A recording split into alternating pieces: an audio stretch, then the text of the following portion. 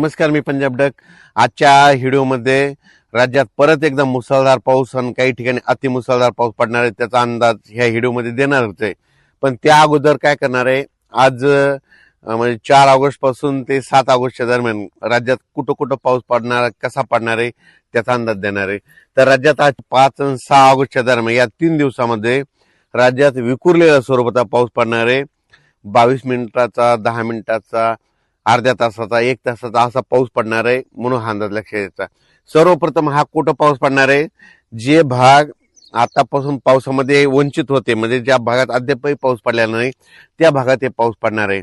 मग सांगायचं झालं तर सोलापूर जिल्ह्यामध्ये मंगळवेढा, त्याच्यानंतर पंढरपूर, कासेगाव, त्याच्यानंतर आटपाडी, जत, त्याच्यानंतर इकडं बारामती, दौंड, इंदापूर ह्या परिसरात देखील पाऊस पडणार आहे. त्याच्यानंतर अहिल्यानगर जिल्ह्यात देखील पाऊस पडणार आहे.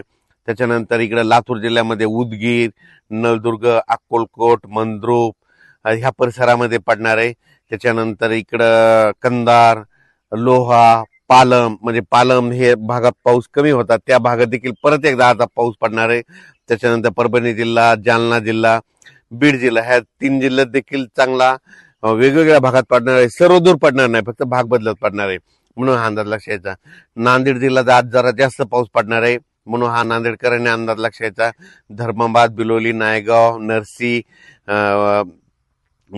त्याच्यानंतर वसंतनगर त्या भागात देखील पाऊस पडणार आहे. त्याच्यानंतर इकडे यवतमाळ जिल्ह्यात देखील आहे, अमरावती जिल्ह्यात आहे, अकोला जिल्ह्यात आहे, वाशिमकडे आहे, हिंगोलीकडे आहे, अकोला जिल्हा, बुलढाणा जिल्हा, जालना जिल्हा, जळगाव जिल्हा, जळगाव जिल्हा, परभणी जिल्हा ह्या परिसरात काय होणार आहे, दुपारनंतर ऊन पडेल, दुपारपर्यंत ऊन पडेल, दुपारच्या नंतर लगेच जोराचा पाऊस सुरू होणार आहे म्हणून हा अंदाज लक्षात.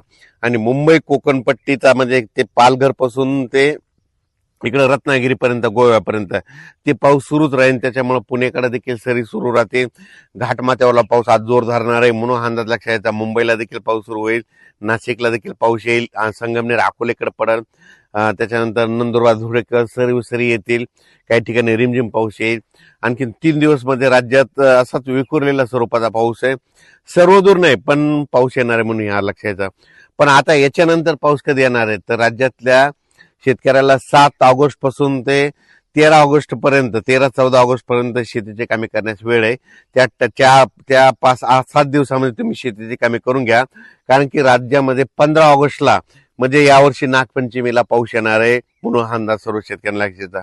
सगळ्यात जास्त पूर्व विदर्भ आणि पश्चिम विदर्भ. पूर्व विदर्भामध्ये गडचिरोली, चंद्रपूर, वर्धा, नागपूर, भंडारा, गोंदिया, यवतमाळ, अमरावती, अकोला, नांदेड, हिंगोली, वाशिम, बुलढाणा ह्या जवळपास 6, 11, 13, 15 जिल्ह्यामध्ये मात्र मुसळधार पाऊस पडणार आहे म्हणून हा अंदाज लक्षात घ्यायचा.